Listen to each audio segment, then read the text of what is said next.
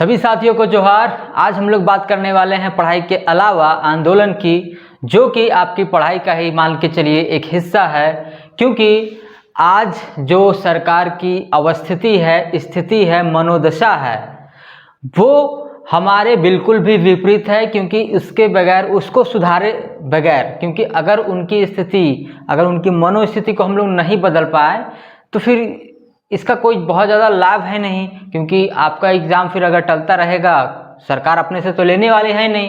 तो इसीलिए सरकार को मजबूर करने के लिए हम सभी झारखंड के जितने भी, चाहे वो ऑनलाइन पढ़ाने वाले टीचर हों या ऑफलाइन पढ़ाने वाले शिक्षक हों, सभी लोग सहमति से, एकजुटता के साथ आप लोगों के लिए, सभी के लिए, हमारे लिए, आपके लिए, सभी के लिए एक आंदोलन की घोषणा की है। वो हमें करना है 21 जून से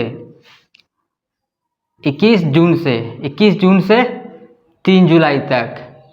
ये सोचिएगा इतना लंबा ये इसलिए है क्योंकि इसमें सरकार के द्वारा, झारखंड सरकार ने जो 2021 को नियुक्ति वर्ष घोषित किया था कि भाई, उनके द्वारा किया गया कि भाई ये नियुक्ति वर्ष है, लेकिन बावजूद इसके एक भी वैकेंसी ना एग्ज़ाम हो पाया है, ना रिजल्ट आ पाया है, ना नियुक्ति हो पाया है, कुछ भी नहीं है।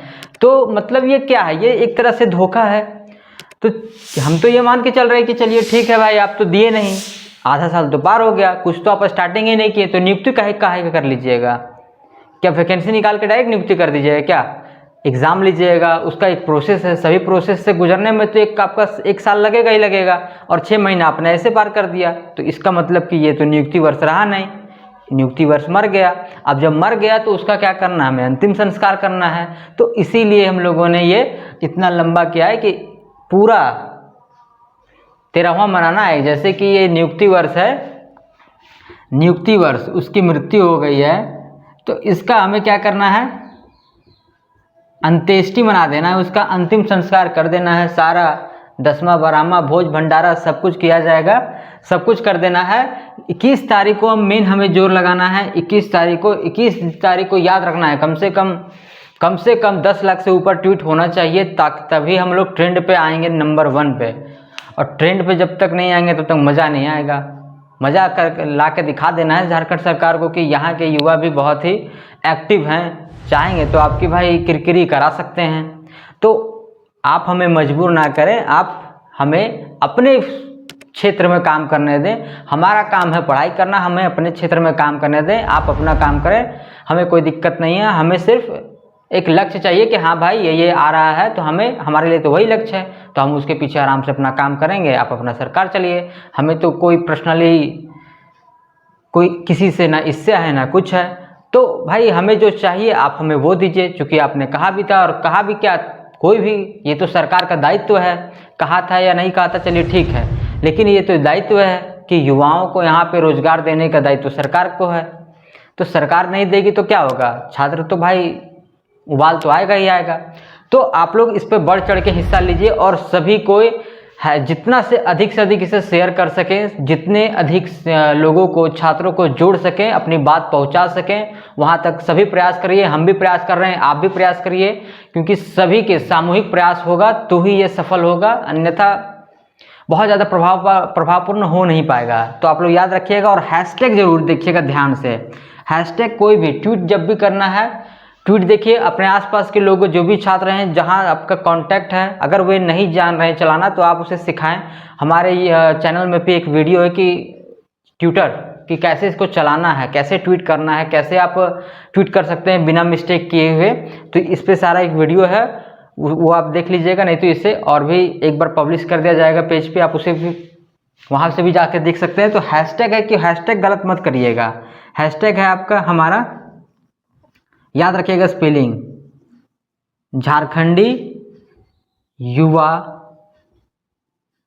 मांगे, सभी छोटा में ही लिखना है, झारखंडी युवा मांगे रोजगार। ये देखिएगा, स्पेलिंग कोई मिस्टेक मत करिएगा, झारखंडी युवा मांगे रोजगार। ये वाला आप लोगों को पेज पे भी इन्फॉर्म किया जा रहा है, ग्रुप में भी किया जा रहा है, सभी जगह जितने भी शिक्षक है, सभी लोग कर रहे हैं यही हैशटैग को। तो इसे आप लोग अच्छे से देख लीजिएगा, ये जो अल्फ़ाबेट है इसे आप मिस्टेक नहीं करिएगा, इसे अच्छे से ध्यान से रखना और इसी पे लगातार ट्वीट करना, लगातार एकदम एक एक लड़के को कम से कम टारगेट रखना है कि भाई कम से कम 200 400 500 जितना कर सकते हैं अधिक से अधिक, कि उस दिन कम से कम 10 लाख 20 लाख से ऊपर पहुंचा देना है, नंबर 1 पे लेते ही आना है, ताकि थोड़ा लगे बेइज्जती कि भाई आप सरकार में हैं और आप छात्र को इतना नाराज़ कर दिए, इतना उनमें आक्रोश आ गया, गुस्सा आ गया कि वो इतना ज़्यादा आपका किरकिरी करा रहे हैं, तो कुछ तो भाई स्थिति सुधरेगा। तो आप इसे याद रखिएगा, झारखंडी युवा मांगे रोजगार, ये हैशटैग है। 21 तारीख को जोरदार तरीके से लग जाना है 11 बजे। नियुक्ति वर्ष का अंतिम संस्कार भी होगा, पूरा धूमधाम से होगा, आप लोग सभी सहयोग करें। तो चलिए अब हम लोग अपना पढ़ाई स्टार्ट करते हैं।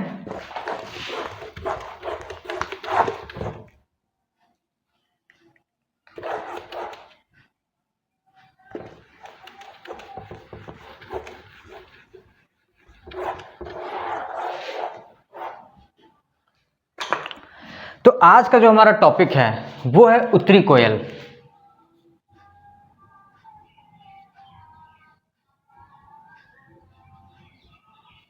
ये नदी है, पूरा हमें उत्तरी कोयल, ये पलामू प्रमंडल, ये स्टार्टिंग तो होगा गुमला से ही, तो यहाँ से लेकर के पूरा पलामू प्रमंडल मतलब लातेहार, और भी इधर डिस्ट्रिक्ट का काम पड़ेगा आज हमें, चतरा, लोहरदगा, सबका डिस्ट्रिक्ट का काम पड़ेगा। तो वहाँ सारा जितना इस एरिया में बहाव क्षेत्र है, ठीक है, आप समझ लीजिए, इधर से गुमला लोहरदगा से पूरा ऊपर गढ़वा तक, पलामू, इधर पलामू तक, तो इन सभी डिस्ट्रिक्ट का हमें सबका अध्ययन करना है। तो उत्तरी कोयल है, ये है हमारा मुख्य नदी, बाद है इसकी सहायक नदियाँ और उनके भी सहायक नदियाँ, जैसे कि क्या है उत्तरी कोयल। उत्तरी कोयल पे हम लोग बात करते हैं कि अगर झारखंड के पश्चिमी क्षेत्र पे बात किया जाए कि पश्चिमी क्षेत्र, पश्चिमी समझ रहे हैं, पलामू, गढ़वा, लातेहार, लोहरदगा, गुमला, ये वाले क्षेत्र में यही है पश्चिमी क्षेत्र।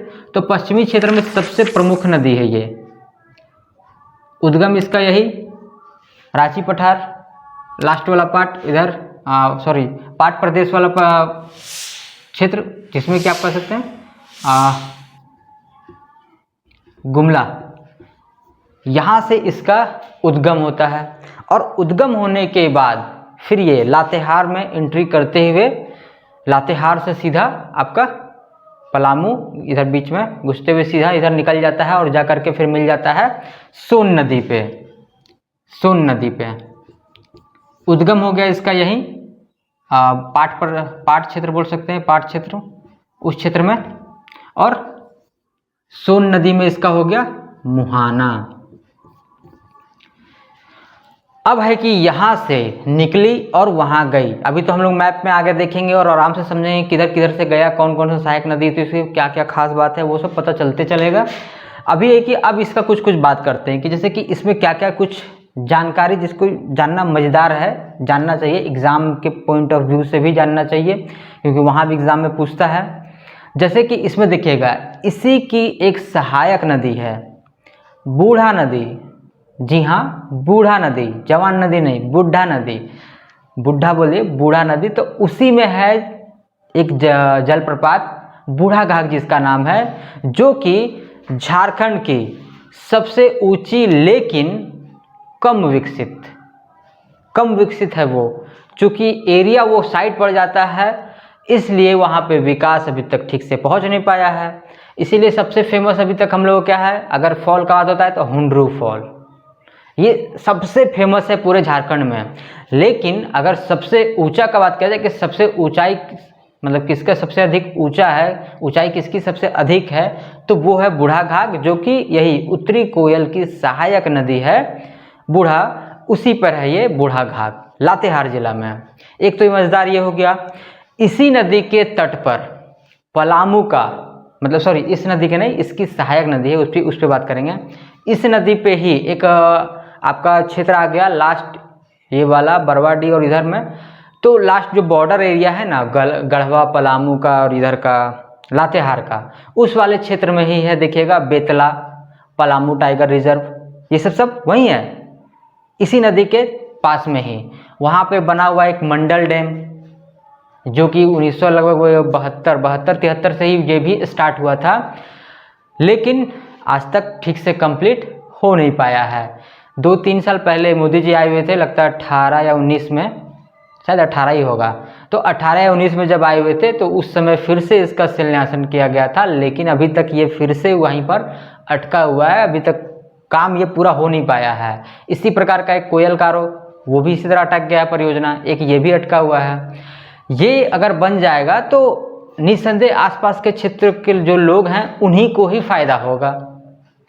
ओवरऑल ठीक है, झारखंड को फायदा होगा, लेकिन आसपास के जो क्षेत्र हैं उनको ज़्यादा फायदा होगा, क्योंकि यहाँ से जो सिंचाई की सुविधा होगी या बिजली होगा तो आसपास के क्षेत्र को तो मिलेगा ही मिलेगा, तो वहाँ के लोगों को होगा। लेकिन विस्थापन के कारण कि बहुत सारे लोगों को विस्थापित हो जाते हैं, संकट आ जाता है कि बहुत सारे कि अपना गांव जिसका उजड़ जा रहा है कि गांव छोड़ना पड़ जा रहा है, तो फिर उनके लिए दिक्कत है। अगर उचित मुआवजा ना मिले तो फिर वे लोग भी कैसे छोड़ के जाएंगे। तो इसीलिए ना वे गलत है ना इधर गलत है, तो दोनों ठीक है, चल रहा है। अब देखिए दोनों के बीच समझौता होगा, उसके बाद फिर ये कंप्लीट होगा, वो भी और ये भी अगर हो जाएगा तो ये बेहतर है, कृषि के लिए भी बेहतर है और विद्युत के लिए भी बेहतर है कि हमारे राज्य में विद्युत उत्पादन बढ़ेगा, हमारी आत्मनिर्भरता बढ़ेगी। वैसे आत्मनिर्भर तो हम हैं ही, लेकिन क्या होता है कि यहाँ पे जितना बिजली बनता है वो चला जाता है कभी बांग्लादेश, कभी कहाँ, कभी दिल्ली, कभी यूपी, तो इधर उधर सब चला जाता है और हमें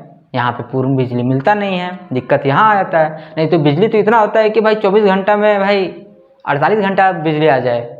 वैसे है तो 24 घंटा ही, लेकिन उसमें भी बहुत ज़्यादा 48 घंटा आपको दिया जा सके इतना कैपेबिलिटी है। लेकिन यहाँ का बिजली क्या होता है, चला जाता है कभी दिल्ली।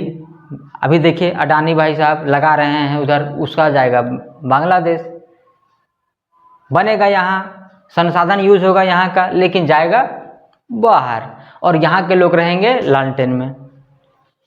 ठीक है, मोमबत्ती जला के रहिए, और पुराना ज़माना में जो चला करता था ढिबरी जलाइए, तो यही सब चलेगा।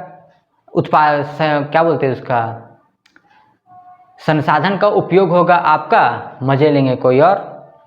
तो ये हमारे ही कमी है। खैर जो भी है, खैर अभी भी क्या है कि यहाँ पे बिजली उत्पादन बहुत ज़्यादा होता है, इतना होता है कि भाई 24 घंटा में कभी लाइन कट करने का आवश्यकता ना पड़े, लेकिन वही है कि बिजली बनता है और चला जाता है बाहर। दिक्कत यहाँ पे आ जाता है। चलिए अब देखिए सरकार इस ओर कब जागरूक होती है। लेकिन हम लोग क्या बात कर रहे थे, मंडल डैम के बारे में। तो मंडल डैम में भी उसी तरह अटक गया जैसे कोयल कारो परियोजना अटका है।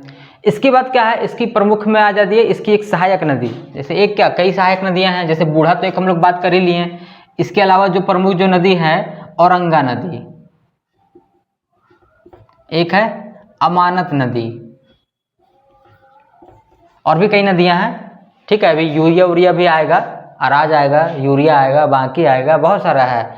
तो अभी जो मुख्य बात है उस पर हम लोग अभी फोकस कर रहे हैं। जैसे इस पर थोड़ा सा बात कर लिए। अब है औरंगा नदी। औरंगा नदी पे क्या खास बात है इसका, इसकी जो सहायक नदियां हैं वो तो खैर आकर के मिल ही रही हैं। गोवा है और घाघरी है और धधारी है। ठीक है, इस टाइप का ये 3-4 सहायक नदी इसका भी है, औरंगा का, अमानत का भी है। इसी तरह एक है माइला है, पोटका है, तो इस टाइप का है इसका भी सहायक नदी। तो हम लोग उस पर भी बात कर लेंगे। लेकिन यहाँ पे देखिए इसका जानने योग्य क्या बात है कि इसकी एक सहायक नदी है औरंगा। इसका उद्गम कहाँ है, इसका है लोहरदग्गा।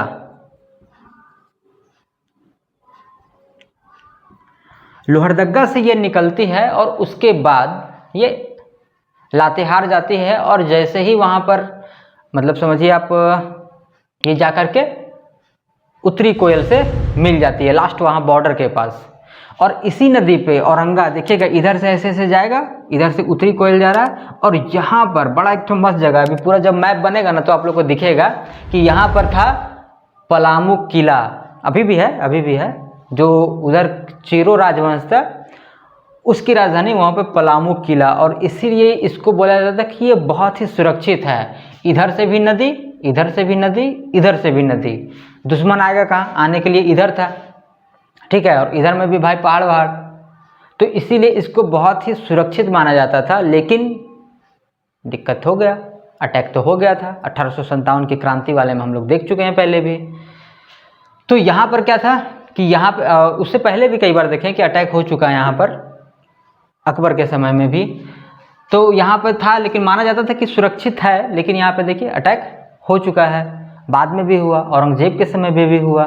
तो इस समय में होते रहा है। सारा आप लोग हिस्ट्री वाला क्लास आप लोग देखिएगा, सारा कुछ आपको डिटेल से बताया गया है। तो ये सुरक्षित माना जाता था, लेकिन फिर भी यहाँ पे अटैक हुआ। तो 3 तरीके, इधर से देखिएगा, इधर से उत्तरी कोयल था और इधर से ये औरंगा नदी, यहीं पर इसी तट पर, औरंगा नदी के तट पर। अगर एग्ज़ाम में ये प्रश्न आ जाए कि पलामू का किला किस नदी के तट पर है, तो ये याद रखिएगा, यहीं पर ये औरंगा, कहाँ गया ये, औरंगा नदी, ये वाला आप याद रखिएगा। तो औरंगा नदी ये पहले ही मिल जाता है लगभग डाल्टनगंज से पहले, और डाल्टनगंज के बाद मिलेगा जाकर के अमानत नदी। ये इसका उद्गम है यहाँ से आपका चतरा से निकलता है, उधर से होते हुए आपका डायरेक्ट पलामू में मिल जाता है यहाँ पर। और उसके बाद ये मिलने के बाद सारा मिल जाता है और जाकर के डायरेक्ट सोन नदी में। तो मुख्य नदी ये है और इसकी सहायक नदियाँ ये हैं, और इसका हम लोग अभी थोड़ा थोड़ा विशेषता कुछ बात कर लिए हैं। अब है एक नदी और है जो कि इसकी सहायक नदी नहीं है उत्तरी कोयल की, लेकिन उस क्षेत्र में है, इसीलिए इसे पढ़ लेना है, क्योंकि ये बॉर्डर बनाती है झारखंड और छत्तीसगढ़, हाँ, झारखंड और छत्तीसगढ़ की, और बाद में ये फिर चलते चलते अपना यूपी में चली जाती है। एक है कन्हर नदी, जो देखिएगा आपका जो झारखंड का बॉर्डर है, पश्चिमी बॉर्डर जो है, सीमा रहा है, उधर से जैसे निकलती है वो सरगुजा वाले क्षेत्र से, छत्तीसगढ़ से, और वहीं से वो चलते चलते आती है और यहाँ पर पश्चिमी बॉर्डर बनाते बनाते आगे चलती जाती है गढ़वा से, फिर आगे गढ़वा के पास से फिर वो मुड़ जाती है और यूपी में घुस जाती है। तो याद रखना ये कि कन्हर का सिर्फ इसलिए हम लोग पढ़ रहे हैं क्योंकि वो क्या है, झारखंड की सीमा बनाती है, पश्चिमी सीमा, उसके बाद डायरेक्ट उधर छत्तीसगढ़ और उधर यूपी। क्लियर है आप लोग को? तो उम्मीद है यहाँ तक आप लोगों को बातें समझ में आई होंगी।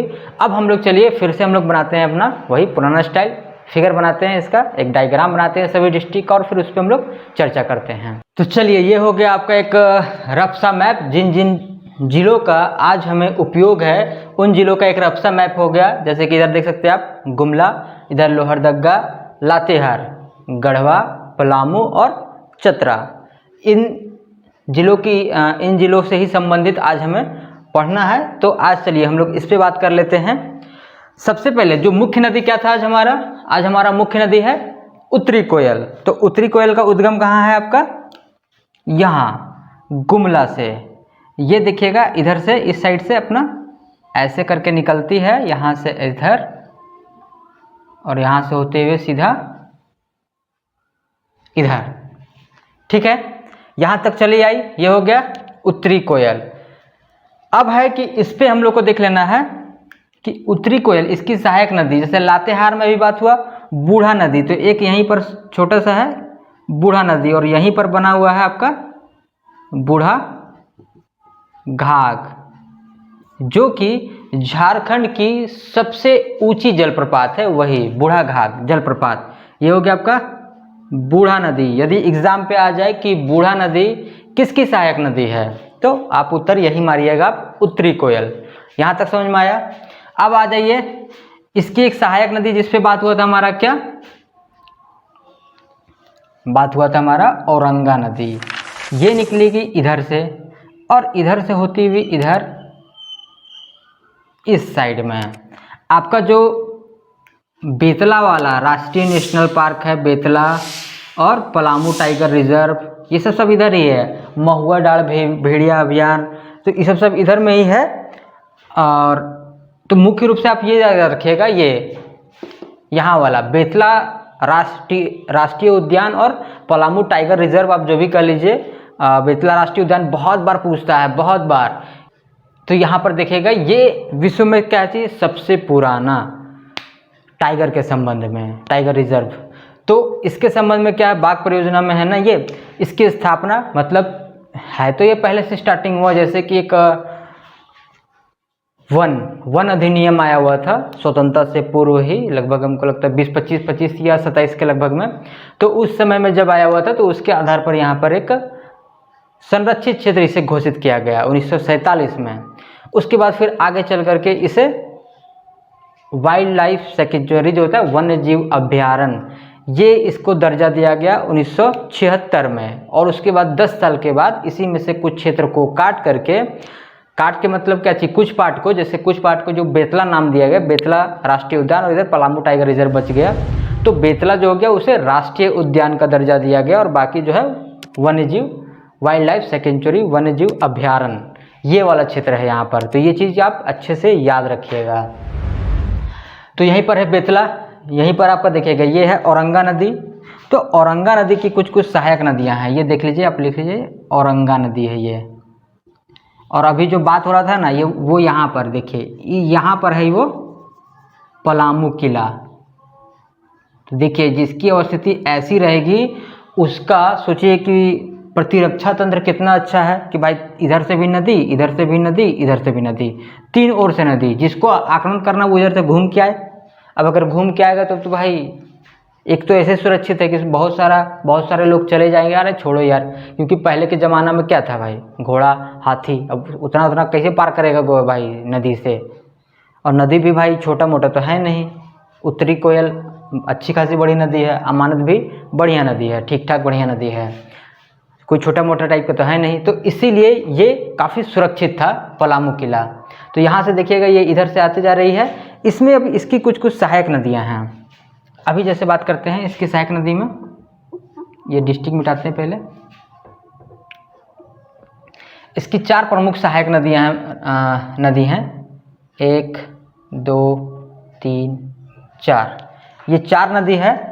4 नदी में देखिएगा, ये देखिएगा जैसे ये है घाघरी, ये है धधारी, यहाँ है गोवा या गुआ, ये लिखता है गोवा या गुआ, एक नदी ये है, और सुक्री नदी है। तो ये चारों, ये इस औरंगा की सहायक नदी है, ये याद रखिएगा। इधर से अभी आएगा ये सोन नदी, तो सोन की सहायक नदी ये उत्तरी कोयल, और उत्तरी कोयल की सहायक नदी ये है औरंगा, और औरंगा की ये सब सहायक नदी है गोवा, गुआ या घाघरी, धधारी, सुक्री। तो ये सब इसकी सहायक नदियाँ हो गई। यहाँ पर पलामू किला, एक है यहाँ पर देखिएगा चतरा, यहाँ से उद्गमित होता है और यहाँ आकर के मिलेगा।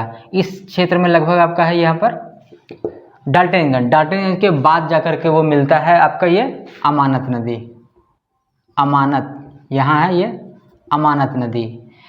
इसकी भी 3-4 नदियाँ हैं सहायक, ऐसे ऐसे देख लीजिए, ठीक है। एक ये है गुरसोती नदी, ये है माइला नदी, गुरसोती, माइला, और इधर हो गया तो बिनोंजी, यहाँ आपका दिखेगा पाटम, और एक और है एक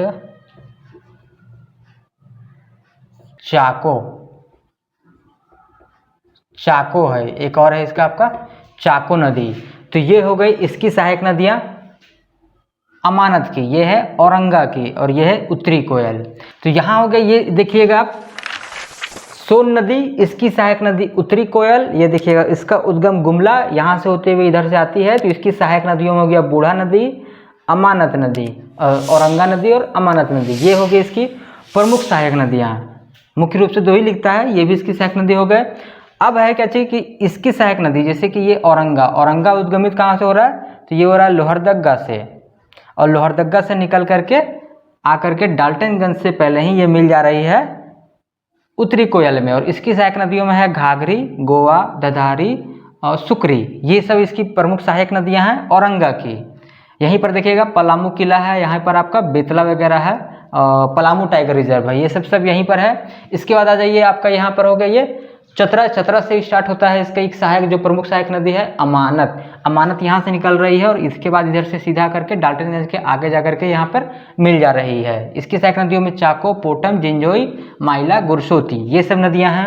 अब है गढ़वा में कुछ नदियाँ हैं, जैसे कि आप देख लीजिए इसकी सहायक नदी जो कि जा करके इसी में फिर मिल जाती है। जैसे इसमें गढ़वा में एक सबसे फेमस नदी है यूरिया नदी। यूरिया नाम से अजीब लगेगा यूरिया, लेकिन है लगेगा कि पता नहीं सल्फेट वगैरह दे रहे हैं क्या, लेकिन यूरिया नाम है इस नदी का, यूरिया देख लीजिएगा। उसके ऊपर में एक नदी है बांकी, एक नदी इधर में है यूरिया की सहायक नदी है डाढ़ू, इधर लास्ट में है आपका अराज नदी।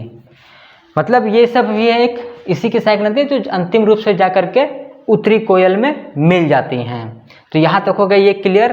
अब जो एक बात किए थे हम लोग कन्हर नदी, जो कि झारखंड में बहती नहीं है, लेकिन इस वाले देखिएगा ये वाले क्षेत्र में बॉर्डर का मतलब सीमा रेखांकन करती है। वो छत्तीसगढ़ से निकलती हुई इधर से आती है और इधर से ऐसे इधर से होते हुए फिर इधर निकल जाती है।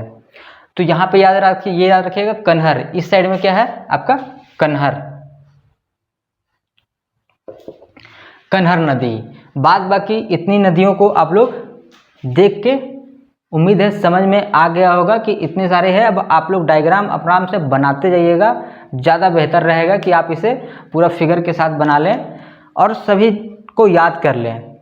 सभी में से सभी को जैसे सारे नदी इतना नदी दिया हुआ है तो इतना बहुत ज़्यादा याद करने का जरूरत नहीं है। जो मुख्य नदी है आप उसे याद जरूर कर लीजिएगा, लेकिन हाँ एक धुंधला धुंधला भी मैप रहना चाहिए दिमाग में कि हाँ भाई ये इसकी सहायक नदियाँ हैं, ऐसे ऐसे मिल रही थी। ठीक है, तो इतना आप ध्यान से अब पढ़ लीजिएगा और समझ लीजिएगा। बाद बाकी हम लोग अब अगले क्लास में मिलते हैं। और अब हमारा से बचा है संथाल परगना वाला क्षेत्र, उस क्षेत्र की नदियाँ। तो उस क्षेत्र पे हम लोग कल बात करते हैं अगले वीडियो में। तो आप लोग लगातार वीडियो देखते रहें, बने रहें और आंदोलन में एक्टिव पार्टिसिपेट जरूर करें। आज के लिए इतना ही, धन्यवाद।